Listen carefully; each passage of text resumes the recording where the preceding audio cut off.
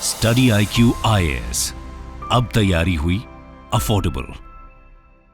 नमस्कार दोस्तों recently Syria में जो भी कुछ हो रहा है वो 2012-13 की याद दिलाता है। आप सबको याद होगा उस समय इस्लामिक स्टेट आइसिस जिसको कहा जाता था वो अपने उफान पर था और लगातार बहुत सारे जो एरियाज हैं, सीरिया हो गया, इराक हो गया, वहां पर वो कैप्चर करता जा रहा था। फाइनली 2016-17 के बाद से उसका जो इम्पैक्ट है वो कम हुआ है। लेकिन मैं आपको बता दूं, पिछले कुछ दिनों में सीरिया के अंदर वापस से जो विद्रोहियों का खतरा है वो बढ़ गया है। इनफैक्ट मैं आपको बता दूं कि सीरिया में ये जो जगह आप देख रहे हो एलेपो, वहां पर जो रेबल्स हैं वो एंटर कर गए हैं और बहुत बड़ा खतरा है कि अगर ये सिटी कैप्चर हो जाता है, प्रोविंस कैप्चर हो जाता है, तो ये जो असाद रेजिम है उनके लिए बड़ा खतरा माना जा रहा है और इसका पूरा इंपैक्ट जो है मिडिल ईस्ट के ऊपर आएगा और इसको थोड़ा डिटेल से समझेंगे कि एग्जैक्टली हो क्या रहा है। चलिए आगे बढ़ते हैं। लेकिन दोस्तों उससे पहले मैं आप सबको बता दूं, आज आखिरी दिन है जब आप हमारे सुपर सक्सेस सेल का फायदा उठा सकते हैं। सभी लिंक कमेंट सेक्शन में दिए हुए हैं। कोई भी यूपीएससी कोर्स आप लेते हो, you can use this code Ankit live ताकि आप मैक्सिमम डिस्काउंट ले सकें। और इसके अलावा अगर आप एमसीक्यूज अटेम्प्ट करना चाहते हैं तो मेरे इंस्टा पेज पर जाइए, वहां पर स्टोरीज में जितने भी एमसीक्यूज हैं उसको भी आप अटेम्प्ट कर पाएंगे। तो चलिए शुरुआत करते हैं और सबसे पहले ये देखते हैं कि एग्जैक्टली हो क्या रहा है। देखिए, जैसा कि मैं आपको कह रहा था कि जो इस्लामिक स्टेट का असर था पूरे सीरिया के ऊपर, इराक के ऊपर, वो धीरे धीरे करके खत्म होता गया और काफी हद तक चीजों को कंट्रोल कर लिया गया था। लेकिन वापस से यहां पर जिस तरह का सर्ज हुआ है वायलेंस का, रेबल्स ने जिस तरह से अटैक किया है स्पेशली एलेपो के ऊपर, और एलेपो मैं आपको बता दूं ये बहुत ही इंपॉर्टेंट शहर है सीरिया के लिए और ये एक समय था जब ये कमर्शियल हब हुआ करता था। तो यहां पर क्या है कि पहली बार लंबे समय के बाद जो सीरिया के प्रेसिडेंट हैं, अच्छा ध्यान रखिएगा, सीरिया की जो कैपिटल है वो आपको यहां पर देखने को मिल रही होगी दमास्कस, और इसके जो प्रेसिडेंट हैं सीरिया के, बशर अल असद, इनके पास ऐसा नहीं है कि पूरा का पूरा सीरिया इन्हीं के अंडर में है। बहुत सारे ऐसे एरियाज हैं जो विद्रोहियों के अंडर में आते हैं। तो यहां पर विद्रोहियों ने, जो रेबल्स हैं, उन्होंने और ज्यादा एरिया में एक्सपैंड करना स्टार्ट कर दिया है और इसीलिए बताया जा रहा है कि पूरे मिडिल ईस्ट खतरा में आ सकता है। तो चलिए सबसे पहले समझते हैं कि आखिरकार एलेपो में ये जो रेबल्स एंटर कर रहे हैं, ये एलेपो इतना मायने क्यों रखता है। एक तो सबसे पहले चीज ध्यान रखिएगा, ये जो दमास्कस आप देख रहे हो, कैपिटल से लगभग 350 किलोमीटर के दूरी पर है ये जो शहर है, और साथ ही साथ कॉन्फ्लिक्ट के पहले यहां पर लगभग 23 लाख लोग रहा करते थे। It was one of the Syria's largest cities. और 2012 में जो रेबल फोर्सेज हैं उन्होंने एलेपो का आधा हिस्सा जो है अपने अंडर में ले लिया था और ये प्रेसिडेंट असद के लिए बहुत बड़ा झटका था।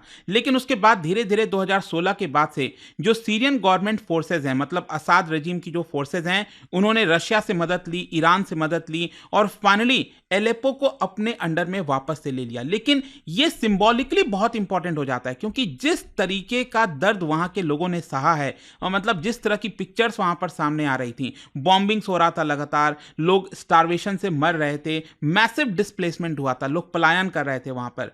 तो यहां पर क्या है कि एलेपो को वापस लेकर एक तरह से असद रेजिम ने ये कहा कि हम यहां पर वापस से पीस लाने की कोशिश करेंगे। लेकिन जैसा कि मैं आपको बता रहा हूं, वापस से पिछले कुछ दिनों में जो रेबल ऑफेंसिव हैं, जो विद्रोह हैं, वो वापस से इन एरियाज को टारगेट करना उन्होंने स्टार्ट कर दिया है। स्पेशली अभी बताया जा रहा है कि आप देख पाओगे यहां पर किस तरह से टैंक्स लेकर, मशीन गन लेकर वो आउटस्कर्ट्स पर पहुंच गए हैं और ऑलरेडी एलेपो के अंदर एंटर करने की पूरी कोशिश कर रहे हैं। और इसी की वजह से अगर मान लीजिए ये इनके अंडर में आ जाता है, अगर ये पूरा जो एलेपो है, एरिया हो गया, प्रोविंस हो गया, अगर रेबल्स के अंडर में आ जाता है, तो ये सीरिया के लिए और स्पेशली असद रेजिम के लिए एक और बड़ा झटका होने वाला है और इसकी वजह से जो अर्बन वॉरफेयर है सीरिया के अंदर वो और तेजी से बढ़ती जाएगी। अब क्वेश्चन ये है कि जब मैं बार बार रेबल्स की बात कर रहा हूं कि रेबल्स एंटर कर गए हैं एलेपो में, तो इसके पीछे कौन है, कौन ये रेबल्स हैं? देखो, जो सबसे प्राइमरी फोर्स, जो सबसे बड़ा रेबल इस समय बताया जा रहा है, उसका नाम है हयात तहरीर अल शाम। और ये एक समय था जब अल-कायदा के साथ एफिलिएशन रखता था। धीरे धीरे करके इसने पिछले कुछ वर्षों में अपने आप को रीब्रांड करना स्टार्ट किया और बताने की कोशिश की कि देखिए जो यहाँ पर एरियाज इनके अंडर में हैं, मतलब कुछ कुछ एरियाज इनके अंडर में हैं, तो वहाँ पर ये गवर्नेंस लाने की कोशिश कर रहे हैं और जो माइनॉरिटी पीपल हैं उनको भी एक तरह से मदद करने की कोशिश कर रहे हैं। तो मतलब एक तरह से ये जो आपका ग्रुप है HTS, वो अपने आप को रीब्रांड कर रहा है, अपने आप को अच्छा दिखाने की कोशिश कर रहा है। लेकिन यहाँ पर जो अमेरिका है, यूनाइटेड नेशंस हैं, उन्होंने ऑलरेडी इसको टेररिस्ट ऑर्गेनाइजेशन डिक्लेयर कर रखा है। इसके अलावा इसका जो लीडर है मेन, अबू मोहम्मद अल गुलानी, इसने ये कहा है कि देखिए हमारे ग्रुप के द्वारा जो एक्सट्रीमिस्ट वाली चीज़ें की जा रही हैं, टेररिस्ट वाली चीज़ें की जा रही हैं, हम उसको सपोर्ट नहीं करते हैं। तो आई होप आप समझ पा रहे होगे कि ये जो पूरा ग्रुप है उनमें आपस में ही आपको मतभेद देखने को मिलेगा और बार बार इस ग्रुप के ऊपर आरोप लगाया जाता है कि ये एक्सट्रीमिस्ट एलिमेंट को बढ़ावा देते हैं, जो मिलिटेंट एक्टिविटीज हैं वो इनके द्वारा कराई जाती हैं। साथ ही साथ मैं आपको ये भी बता दूं कि इस ग्रुप को सपोर्ट किया जाता है कुछ टर्किश बैक्ड फैक्शन के द्वारा, मतलब टर्की आप देख रहे हो यहाँ पर नदन साइड में, उनके द्वारा इस ग्रुप को कई बार सपोर्ट किया जाता है ताकि वो असाद रेजिम को एक तरह से कंट्रोल कर सके, मतलब उनके खिलाफ लड़ सकें। और ये जितने भी ग्रुप्स की मैं बात कर रहा हूं ना, ये जो रेबल्स हैं वो आपका सीरियन नेशनल आर्मी के अंडर में काम करते हैं। और ये जो ग्रुप्स हैं जैसा कि मैंने आपको बताया, इनमें भी आपस में कॉम्प्लेक्सिटीज हैं, मतलब कि ये लोग असाद रेजिम के खिलाफ तो लड़ ही रहे हैं लेकिन आपस में भी इनके बीच में कुछ ना कुछ फाइट चलती रहती है। तो क्वेश्चन अब यहां पर यह है कि ये रेबल्स चाहते क्या हैं। देखो रिसेंटली यहां पर जो रेबल का मिलिट्री कमांडर है लेफ्टिनेंट कर्नल हसन अब्दुल घानी, इसके द्वारा एक वीडियो स्टेटमेंट जारी किया गया और उसने ये कहा कि देखिए हमारे द्वारा ये जो डिफेंसिव है वो एक नेसेसिटी है हमारे लिए, मतलब हमारे लोगों के ऊपर लगातार बार बार बॉम्बिंग की जाती है, हमारे लोगों को मारा जाता है, तो हमारे पास कोई चॉइस नहीं बचा है, इसी की वजह से हम यहां पर फाइट कर रहे हैं। It has become clear to everyone that the regime militias and their allies including the Iranian mercenaries. तो यहां पर होता क्या है ना कि जो ईरान है वो भी लगातार मदद करता रहता है जो असाद रेजिम है, सीरियन गवर्नमेंट है उनको, तो इन लोगों को ईरान भी पसंद नहीं आता। अच्छा एक चीज और ध्यान रखिएगा, ईरान आपको पता है शिया मेजॉरिटी कंट्री है और ये जो रेबल फोर्सेस हैं वो बेसिकली सुन्नीज हैं, ठीक है, इसलिए आपको दोनों के बीच में डिफरेंस मिल रहा होगा। और ये जो असाद फैमिली है ना, ये जो लंबे समय से बशर अल असद बने हुए हैं राष्ट्रपति, तो वो भी एक तरह से शियाइट हैं, तो इसीलिए ईरान जो है वो लगातार बशर अल असद को सपोर्ट करती रहती है। तो वो रिलेशंस भी आई होप आपको समझ में आ रहा होगा। खैर ये जो रेबल्स हैं उनका ये कहना है कि हमारा इमीडिएट गोल इस समय ये है कि हमारे सिविलियन एरियाज पर जो एयर स्ट्राइक किया जाता है उसको रोका जाए, साथ ही साथ जो टेरिटरी हमने खोया है उसको रिक्लेम किया जाए और साथ ही साथ जो गवर्नमेंट फोर्सेस के द्वारा रूट इस्तेमाल किया जाता है हाईवेज वगैरह, उस वहां पर एक तरह से अपना कब्जा कर लेना ताकि जो सप्लाईज वगैरह दी जाती हैं सीरियन फोर्सेस को वो यहां पर रोका जा सके। लेकिन स्टिल मैं आपको बता दूं ये जो रेबल फोर्सेस हैं वो लगातार कोशिश कर रहे हैं बहुत सारे विलेजेस को कैप्चर करने की और इनका प्रोग्रेस अभी तक काफी तेजी से रहा है, इसीलिए ये अभी रिसेंटली न्यूज में आ गया है। अब क्वेश्चन ये है कि जो बशर अल असद की रजीम है, जो सीरियन गवर्नमेंट है, वो इसको लेकर क्या कर रही है। देखो अगेन जो सीरियन गवर्नमेंट है और उनकी जो फोर्सेज हैं वो अकेले उनसे डील नहीं कर पाएंगे रेबल फोर्सेस से, तो इसीलिए ये लोग रशिया का सपोर्ट ले रहे हैं। रशिया लगातार उनको फाइटर जेट्स वगैरह के माध्यम से एयर सपोर्ट देता रहता है, बॉम्बिंग्स वगैरह करता रहता है, लेकिन इसकी वजह से यहाँ पर जो सिविलियन कैजुअलिटीज हैं वो लगातार बढ़ते जा रही हैं।